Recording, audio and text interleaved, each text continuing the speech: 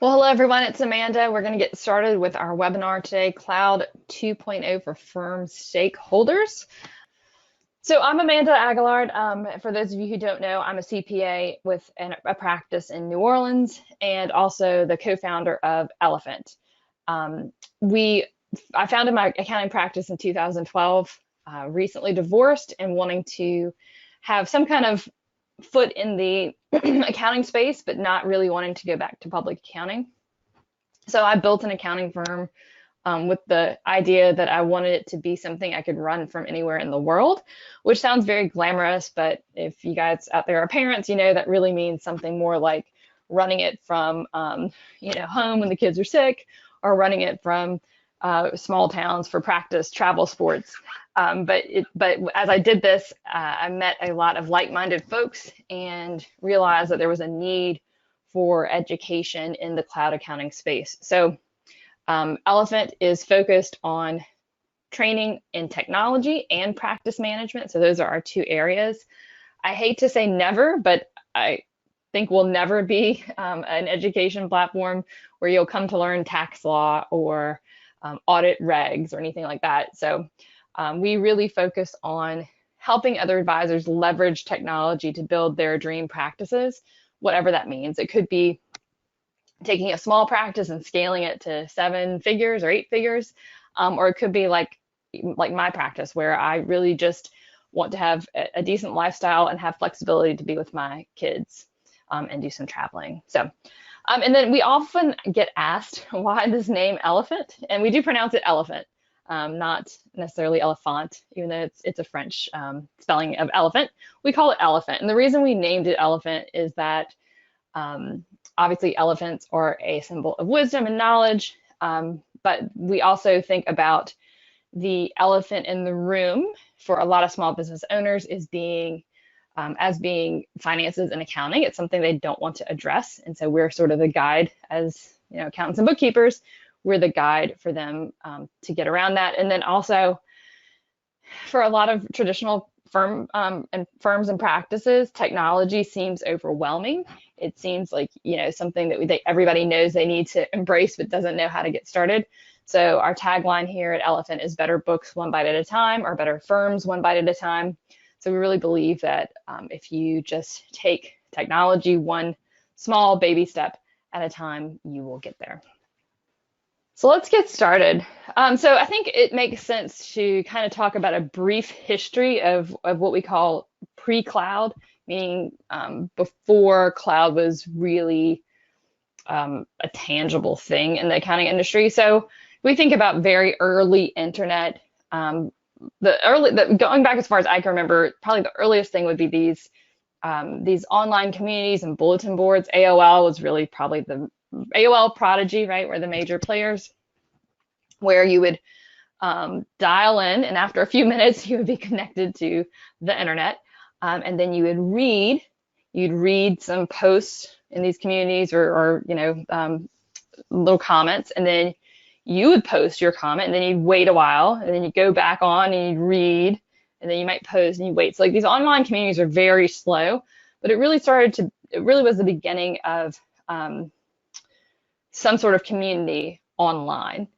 And then we got to simple online services. So those are simple transactions where you could, I remember booking an airline ticket when I was in grad school. So that was the late 90s. And it was sketchy at best. It took a long time to find the right ticket and to do it, but simple transactional work online where it was a very one-sided thing. You sent over, you read the information about what you wanted to do in that transaction, and then you sent over your information. So it was like one way at a time. And then I think that morphed into, as bandwidths got bigger and speeds got faster, remote hosted desktop work. So there are a lot of people who really still believe that this is the cloud. And we'll talk more about this, but remote hosted is when we are using desktop software from somewhere else. Okay, to me, that's not the cloud. That is remote hosted. It's something different. But if you talk to traditional accounting firms, especially in the US, a lot of them consider this the cloud. And then where we are today is true browser-based PaaS or SaaS, which is platform as a service or software as a service. This is true cloud-based software, which means that I am accessing it through an internet browser. The difference would be, I guess the quick difference would be, can you go to a library? Can you use someone else's computer or tablet to access your software? So a couple years ago, I had dropped kids off at school and looked at my calendar and realized that I had an hour to kill, and it didn't make sense to go all the way back to the house before a doctor's appointment. So I truly looked in the backseat of the car, and my daughter had left her MacBook Air. Now, I'll tell you, I don't use Macs. Probably one of the few people who's like, I really don't like the interface. I don't like using a Mac, but I don't use a Mac. Never had used a Mac for work before, really. And so I looked in the back seat. My daughter had left her MacBook Air there, and I was able to grab that and do some work because all I need is an internet browser, and I can get to just about every platform that I use for work. So that's true browser-based cloud software. So let's talk again. This is the history of how I think we got to where we are today, which is Cloud 2.0. So to me, Cloud 1.0 is I came in around 2005, and the reason this is so meaningful to me is because I lived in New Orleans. I live in New Orleans now, but in 2005, I also was living in New Orleans, and we had a storm called Hurricane Katrina. So what happened was on a Friday afternoon in August, everyone left work and said, okay, we'll see you Monday. I hope Florida makes it through that hurricane okay. And you know what happened? The storm took a turn left and came and wiped out New Orleans. So 80% of the city flooded on a Monday morning. And if you think about it, like even if your office and your server weren't flooded, you had 2 weeks at least without electricity, and you had 95% humidity. So even if your data had not flooded by water, it was probably ruined by the conditions. And even if you didn't have that problem, you still couldn't legally get into the city limits. And the reason I'm saying this is because it made people think, how can I make sure this never happens to my business again, where I can't access my data? So that's when people started to think about cloud data storage. So I think of this as being like the reactive cloud. So we work on our data, on our desktops in our office or from a server in the office. We grab it and we work on it, and then we stick it somewhere else. So we stick it, in a storage, a cloud storage place. We're not working in the cloud storage. We are just taking the data down, working on it, and then sticking it back. Around this time, 2006, was the creation and launch of AWS, Amazon Web Services. So you guys probably know what that is. That is huge public and shared storage space. Rackspace, if you remember that, went public in 2008. So the late aughts, I guess, so the second half of the 2000s, are when we start to see an acceleration of cloud storage. But again, we're not talking really about working in the cloud, we're talking about storing in the cloud.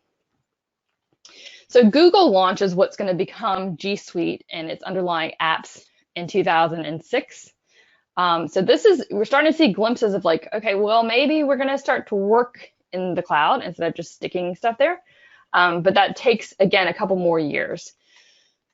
As companies and businesses start to get comfortable with this cloud stuff, it's starting to get commercial respect. So let's call it 2008 to 2012. They're starting to understand what it means to use cloud. So a couple of reasons why it becomes so popular or starts to become commercially acceptable: flexibility to scale. So businesses are able to grow fast, really fast.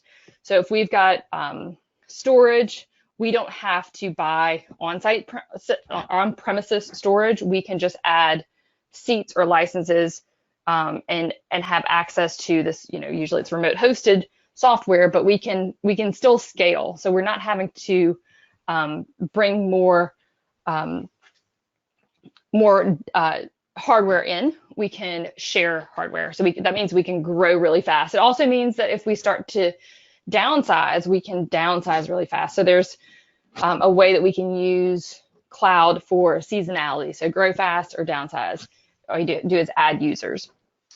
Software updates on this, collaborative cloud. We don't have downtime. I remember being in a tax practice probably 10 years ago, more than that, and when the new the new CD-ROMs came in, that couple days we knew that we weren't going to be able to work on tax work. So there's no downtime for software updates when we're working in the cloud. We're always in the most current version. Data recovery, again, it's easy. So yesterday, I was working on the presentation plan for the webinar we're doing on Friday. And I guess I must have, the night before, I must have gotten up from my desk and not saved my presentation plan. And when I came back to my desk, and I like probably many of you, I have all kinds of windows open and tabs open, and I'm not sure where anything, lies. So I'm kind of cleaning up the next morning, and I close Word, and it says, "Do you want to save this?" And I somehow without paying attention, hit no. And so, of course, within like half a second, I was like, "Oh my God, I just lost everything that I had done yesterday." Well, thankfully, I have a Box sync. So I use Box for our document storage, and those changes were saved. I just had to go into Box on box.com and log into my account, and I was able to recover a previous version very easily, like 10 seconds. So data recovery, it's nice. No capital expenditures, so we don't have to buy servers when we're using someone else's cloud storage. You can think about, and we also don't have to buy as much hardware. So if you think about a small restaurant, probably 10 years ago, that restaurant would have had to buy, thousands of dollars of computers and licenses and printers and scanners previously, but now it's about, $500 for an iPad and a POS subscription, point of sale subscription. So it's opening, barriers to entry. So if you think about this explosion in food trucks, for example, why are they everywhere now? It's because of the cloud. It's not because Americans are so great at eating. I think there is definitely a lot more interest in food, but we couldn't have had these food truck parks without the cloud. We couldn't have done it without mobile payment processing and mobile point of sale systems. Lower IT costs. So huge companies are realizing that shared space like AWS is cheaper and safer. So in 2013, the CIA signs a deal with AWS. So I always think, one of the immediate feedbacks I always get to talking about this in traditional firms is security. And so one argument to that is if the CIA thinks it's secure, it's probably pretty secure. It did take Intuit another 5 years after the CIA, by the way, to jump into AWS, but they did that last year. So why did they do this? Because they realized they were paying for idle servers during off season. So they'd have, this huge quantity of server space that was being used heavily for 2 or 3 months out of the year, and then it was idle. So Intuit finally went over to AWS. Increase in barrier-free collaboration. Again, we can share files on Box or even better, Google Drive. No more emailing of files. It was not that long ago that, I had clients who would want to email me QuickBooks files or, even worse, drop off a jump drive and put it in my mailbox. We don't need that anymore. Let's just all use the same data at the same time. Mobile apps. So you don't get mobile apps with desktop software. It doesn't happen. This is one of life's great truths. You have to have a browser-based system to have a true mobile app.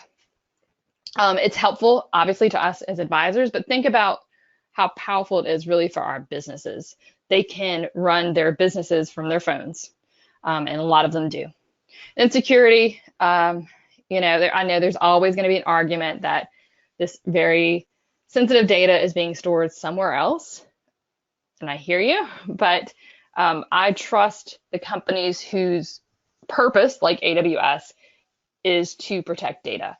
I certainly trust them more than I trust, my janitorial staff in the office building that I use. I know that many of us would leave tax returns on a desk, and we'd lock our office, thinking, oh, the bad guys aren't going to come in here, but we've got these random cleaning people who now have access to name, birthday, social security number, bank information. So I think it's pretty clear that cloud is more secure than paper files in your office.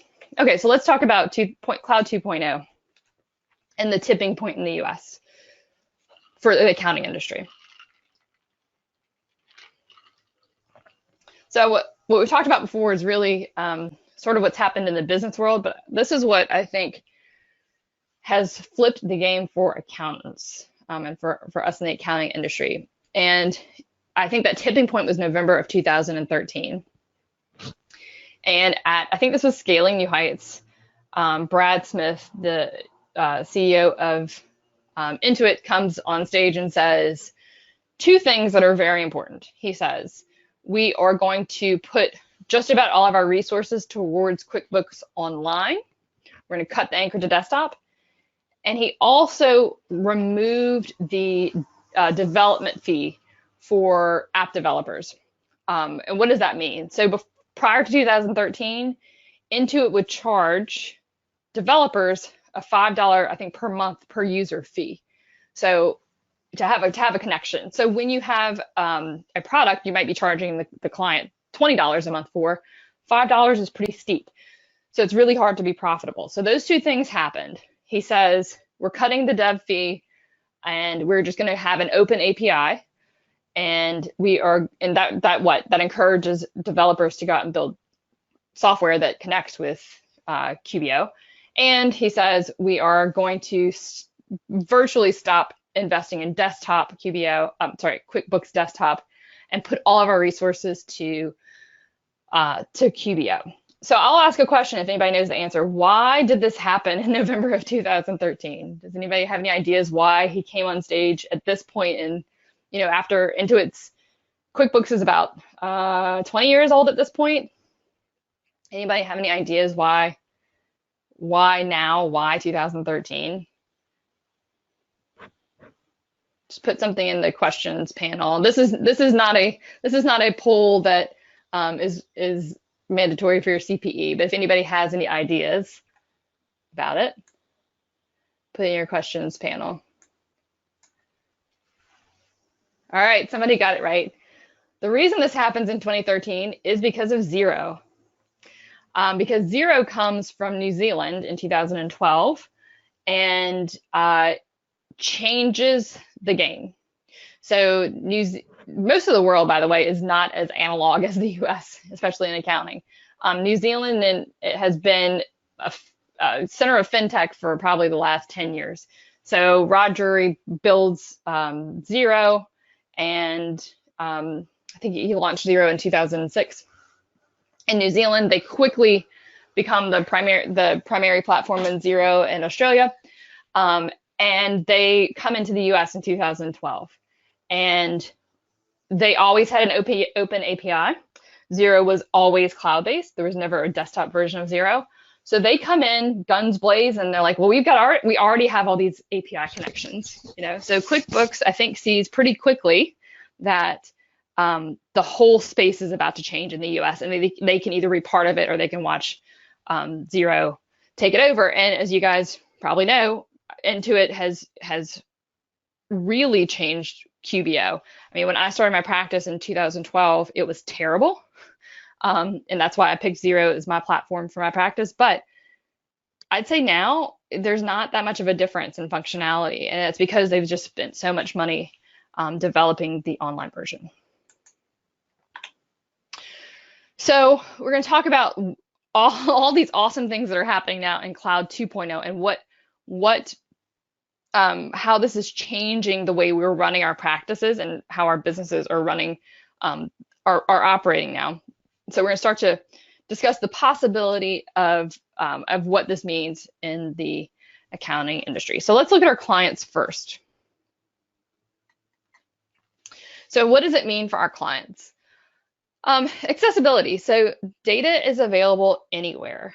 Um, New businesses now are not really started by just by middle-aged men. I say that, and I'm kind of smiling as I say that because I'm a middle-aged woman and I'm starting businesses, it feels like all the time. But lots of businesses are being started by folks in the generation or even two generations below me.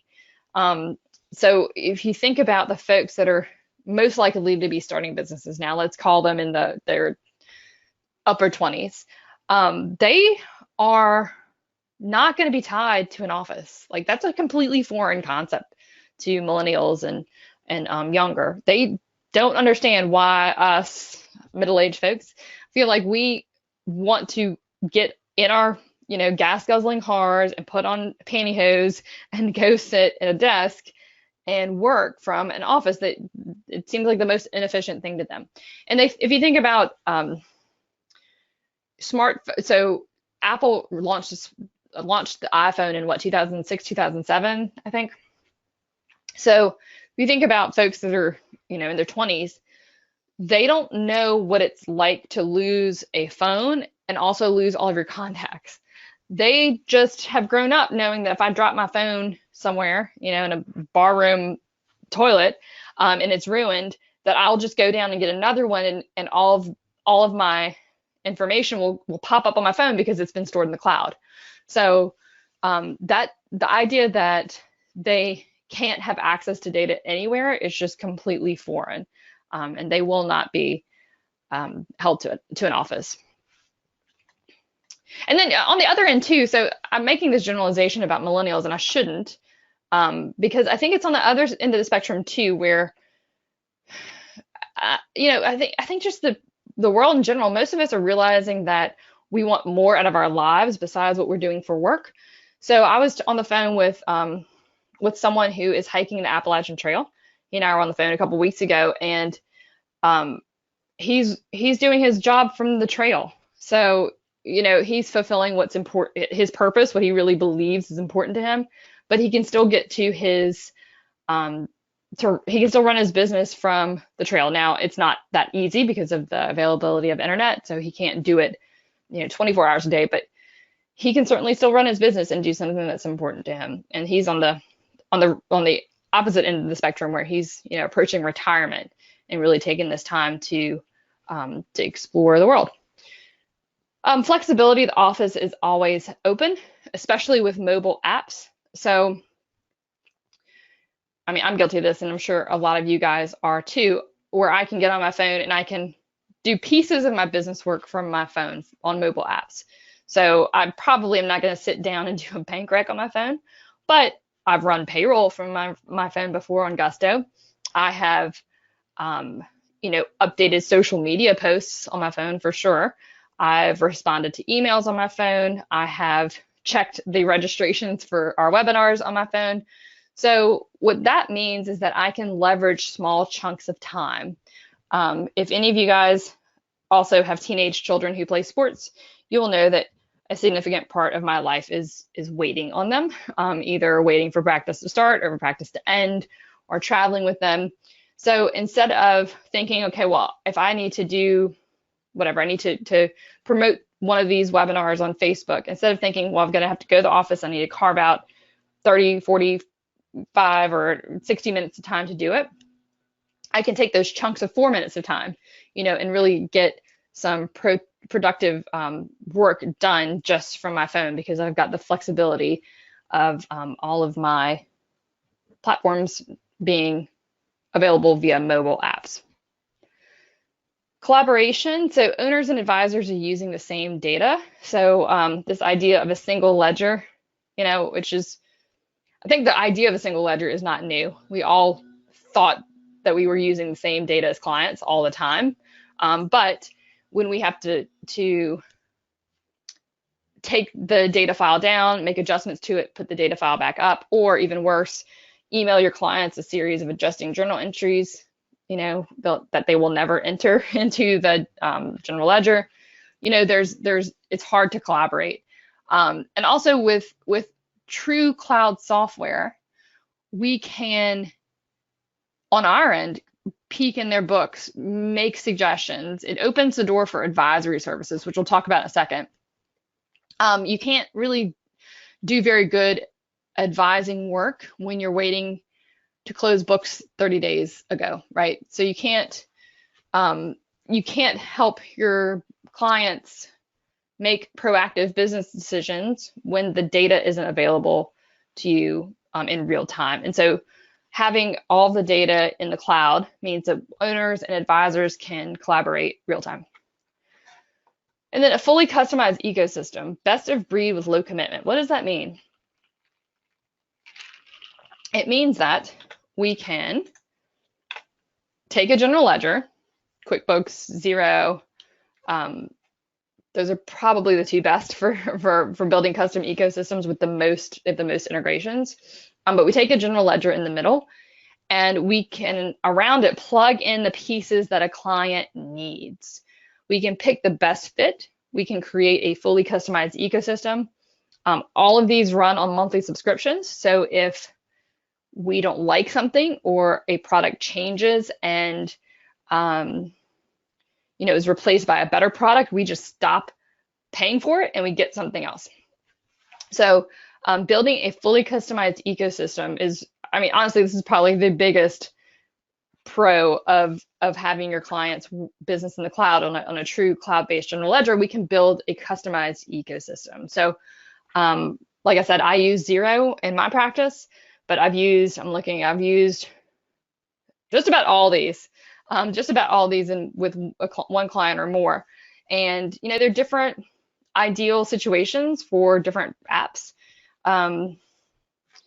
Gusto is a great payroll service for a certain kind of client. If you're small, clients are small, and they don't have complex payroll needs, and they don't require paper checks, Gusto is awesome. That's a great fit. It's not a fit for everyone, but I can pick that as my payroll platform for the clients that it's appropriate for. So I can really go out and customize this ecosystem to be the best for my client. I have a lot of law firm clients, so I might use Clio for my law firm clients. I might not use Clio for all my law firm clients because it might be overkill. And so for the clients that are smaller, I might pick something else. But my point is that we can go in and build something that's specific to that client and not be hamstrung by what one company requires us to use. So you guys know that there are lots of other great accounting packages out there, but a lot of them, and QuickBooks was like this in the beginning, a lot of them, instead of opening an API for other apps to connect, they require you to use their modules for things. So if you need fixed asset management, you have got to use their fixed asset module. If you need inventory management, you have to use their inventory module. So by using these leaner general ledger packages, you can really build exactly what it is your client wants and needs, and it's a heck of a lot cheaper. So let's get into what does it mean? What does Cloud 2.0 mean for your firm? So we're talking about Cloud 2.0. We're not talking about just going from, obviously, a desktop product to an online product. We're talking about the bigger picture. What does this mean for firms? Yeah, so Tracy puts that clients are focusing on price, not on value. I totally agree. And it gets really hard to compete with the noise, because there are so many crappy providers out there that are, and I've seen it in my practice where we've either lost business to somebody who is cheaper, and I just know that it's a terrible move for the client, or we've gotten business from those providers because the client has realized it's a mistake. So it's tough. So some of you did answer talent shortage, and this is probably, if you ask big firms what their biggest problem is right now, 2/3 of them, or if not more, will say finding and keeping good talent. So there's virtually 0% unemployment in the accounting industry right now. If you graduate with an accounting degree, you can get a job. So it becomes really difficult for firms to compete to get good talent. So if we go back to the age of folks that are likely graduating from college right now, we are taking, we're taking a very traditional, probably the most traditional business model, and trying to force it on a population that doesn't understand what it was like before, 2005. It's really difficult. So the talent that we want to hire does not want to work with us. And this is I've heard it tons of times. They either don't want to work for our kind of firm or they don't want to work where our firms are. I'm saying our, like the pejorative are. I have a completely virtual firm. Nobody comes to me. I'm standing in my back house in a small room. Nobody comes to work for me at the office. Everybody works virtually. So, but I'm talking about the kind of firms that we consult with where, they're great firms. They're doing cool stuff, but they might be, some small town in Long Island. Well, the best fit for them to fill their opening lives in, San Antonio, Texas. It's not going to work. You've got to rewire the firm to be able to attract this talent. So, and what we're looking for the most part in the space are tech curators. So not necessarily bookkeepers or tax preparers. There's obviously a need for those people in those positions, but we are looking for tech curious candidates who are not afraid of the technology. And the reality is there's a lot of us, that are afraid of technology in traditional firms. There are a lot of CPAs that just think if they close their eyes and cover their ears, then it'll all go away. And that's just not going to happen. And this talent pool that we want to pick from values flexibility and contribution over compensation. So in some ways, we can't even pay them to come work for us. We can't even say, we'll give you above market salaries to come to our little office in Long Island and work, because that's not how they want to live their life. They don't necessarily value compensation. They want to have flexibility. They want to travel and be able to work when they're traveling. And then also like I said, the kind of folks that we want working for us just might not exist where you are. So when I launched my accounting firm in 2012, pretty quickly grew and had to hire a bunch of people. And so I say a bunch of people, I had to hire 4 people eventually. And so we moved into a big office. It was beautiful, the most beautiful office I've ever seen. And it was mine. I loved it. It's a big old Creole mansion in the Warehouse District of New Orleans, and I loved it. And then what happened is that my staff started to turn over just organically. One got married and moved out of town. One decided to go to law school. So as these folks were turning over and I was looking for replacements, by this point we had become an exclusively zero firm. There weren't 3 people in New Orleans that knew zero. I could not find them. So I had to hire virtually. It was just, it wasn't necessarily a deliberate decision to hire virtually. It was more of where the talent was. So I ended up hiring people in other states. And then I realized I was the only one showing up to work at the building. So I gave up the fancy office and moved into co-working space. But I'm not saying that you've got to necessarily work in your flip-flops every day like I do. But if you want to go virtual, if you want to hire this really good talent, you're going to have to rewire your firm to at least be open to hiring virtual staff. And we talk a lot about this. I'll tell you that Elephant spends a lot of time, we are spending a lot of time developing content around remote leadership and remote employees. So how to be a good leader from the top down, and then also how to be a good employee from the bottom up. So another cool thing that happens when we really embrace the cloud in our firms is that we can almost completely automate our processes.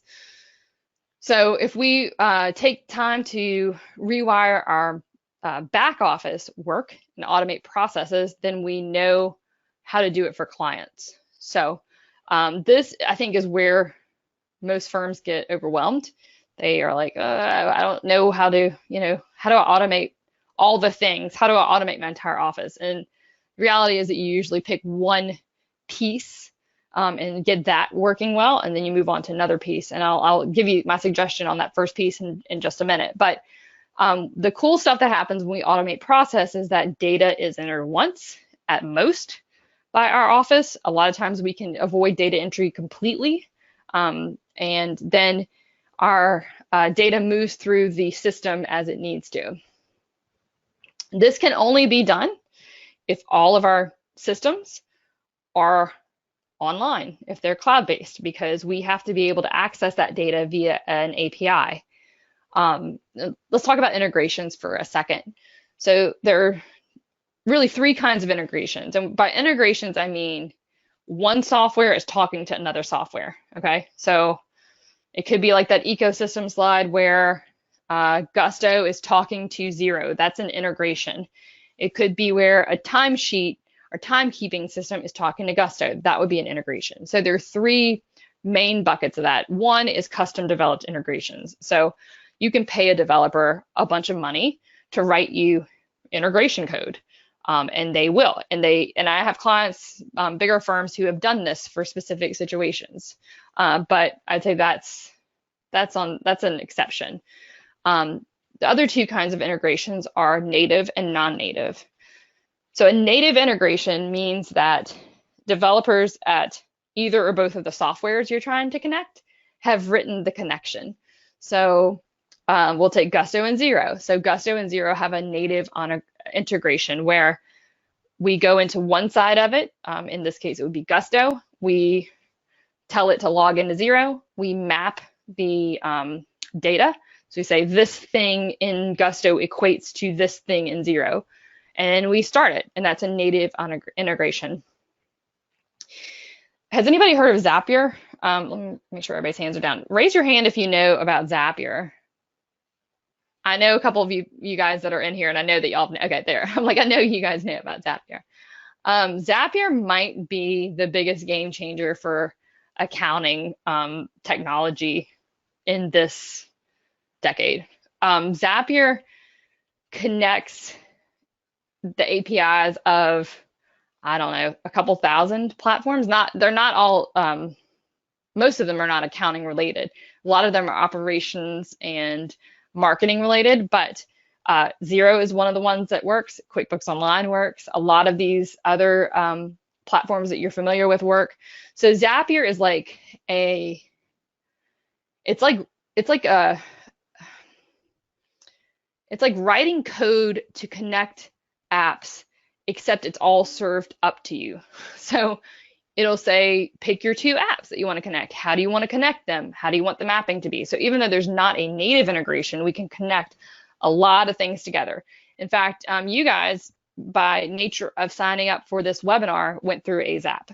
So you registered for the webinar on GoToWebinar, and we used it on the back end to take your data and save it and recognize it and tag you. And so we'll know where, which webinars you've come to. So we see that on our end. We do it on our website for our custom training, so we can keep track of where people are in the training process. So Zapier is awesome, and it's cheap compared to having somebody build a developed integration for you. It's pretty cheap. Okay, so this is the one example I would say if you are going to start moving your firm back office to the cloud, the first process I might start with is onboarding. And I've talked about onboarding at Accountex. I talked about last year for an hour. So I can tell you that there's a lot to talk about here. We're going to cover in about 3 minutes. But onboarding is where you will lose your newfound clients if you don't do it well. And automation takes out a lot of the hurdles, and it gets your clients through the process of onboarding efficiently. So this is our example where we take something like Infusionsoft, which is a CRM, so a client relationship manager, where we would put in our new clients, and then we'd set up Zaps mostly, where the automatically those new clients would get emails. So they get automatic email saying, welcome to our firm. Here's, expectations. Here's the way this is going to go down. Then that email would have a link in it to Acuity, where they could self-schedule their first conference call with us. And then that Acuity is linked to Zoom. That's a native integration where it sets up a Zoom virtual meeting. So all this happens when we put in the data to the first bucket and it flows down to the client side. We can also set up Zaps to something like Teamwork, where that's our workflow management tool, where these clients are created in Teamwork and a template of tasks is started. And then in our firm, we use Slack, so we could send notifications to the team on Slack that we've got a new client and here's some things that are coming down the pike. And we can also do Zaps from Infusionsoft to set up Xero clients and billing, and even send out queries through Xero Ask. And then another cool thing that happens in the cloud, and this goes back to the question I had asked about what do you think the biggest threat is to the accounting industry? Somebody put, a few of you guys put client shopping on price or choosing other options. One of those is, one of the reasons that happens is industry verticalization, where we can specialize, or our competitors can specialize in certain industry niches and really go after clients across the country. So I mentioned that at Aguillard Accounting, we serve a lot of law firms. And a couple of cool things happen when you do that. First of all, you couldn't really do this effectively without being somewhat virtual, because there's just, even in the biggest, maybe in the biggest cities in the country, but in most of the country, you wouldn't have the market to focus on one industry and keep a firm running. Like, you have to be somewhat virtual to be able to be available to people outside your zip code. So when I was in college in Lafayette, Louisiana, and I worked for an accounting firm in the summers, our clients were whoever walked in the door. So we might have someone walk in the door and say, well, I'm going to open a restaurant. And so we'd be like, okay, great, we're going to learn restaurant accounting. And we take them as a client. And then somebody else walked through the front door and they'd say, well, I have an oil field services company. And we'd say, great, we'll take you as a client. We'll figure that out as well. But the reason we did that is because we had to, because our market boundaries really were that city. In where we're sitting in 2019, my market boundaries are really all of North America, maybe globally, if I wanted to. And we have I have several friends who have firms that are really global firms, truly global firms. They have clients all over the world. But you can't do that when you can't compete globally when you are tied to desktop software. So when you become a subject matter expert, so I, again, have done this for law firms and also real estate brokerages, when you know something really well, people are willing to pay you more for it. So this is one of the ways that we can address the idea that our clients are devaluing our services.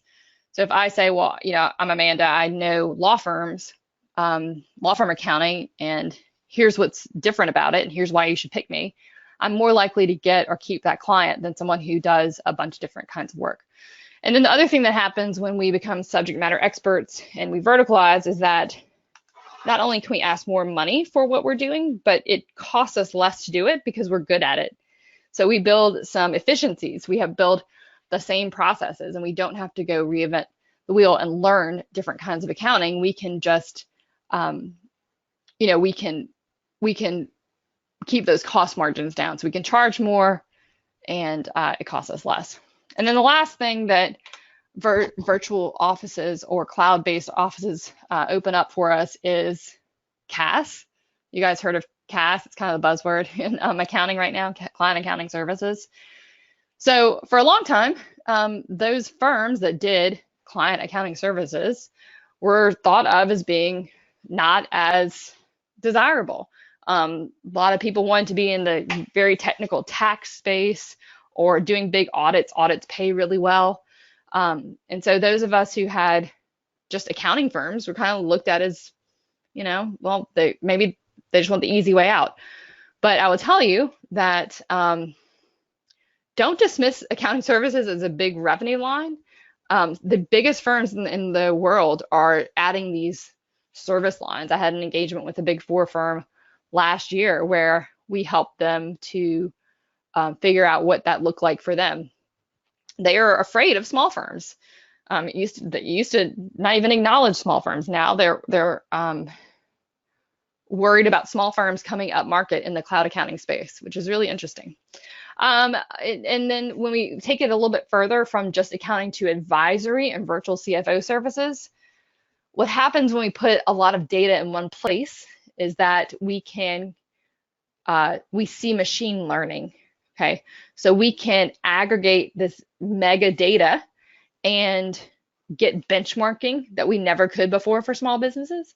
So if there are trillions and trillions of transactions in a common place, Xero or QuickBooks Online, then we can start to extract good analytics out of it.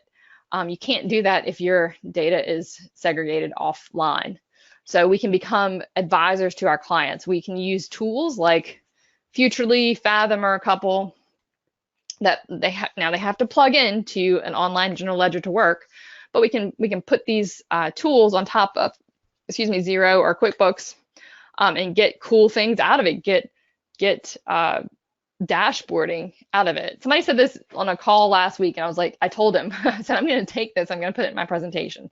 He said, financial statement analysis doesn't have to happen on financial statements. And I was like, that is so cool. You're right. Financial statement analysis doesn't have to happen on financial statements. We can do it using dashboards or, or other kinds of KPIs and platforms. So, and the thing is, our clients are willing to pay for it. I mean, that's what they want. They really do want advice about how to run their business and how to get the most out of their business. Any questions before as I start to wrap this up? If you have any questions, start putting them in the panel so we have time. So how to get there, as I mentioned, you've got to start slow, talk to your team, figure out where the roadblocks are, map out whatever systems you have now, and figure out which pieces can be pulled into the cloud. Identify roadblocks, even if that means that you are the roadblock, you have to acknowledge that and say, okay, I am going to do this. We are going to jump in. We're going to become a cloud firm.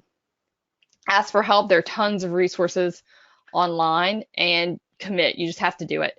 And now's the time, right? This is the end of busy season. So now's the time to plan and get ready for maybe moving, even if it's just one piece of your practice, to the cloud. Here's how to get a hold of me. If you have follow-up questions, happy to answer. Don't forget to download that PDF of the slides if you'd like. Hope to see you guys around soon, and take care. Thanks.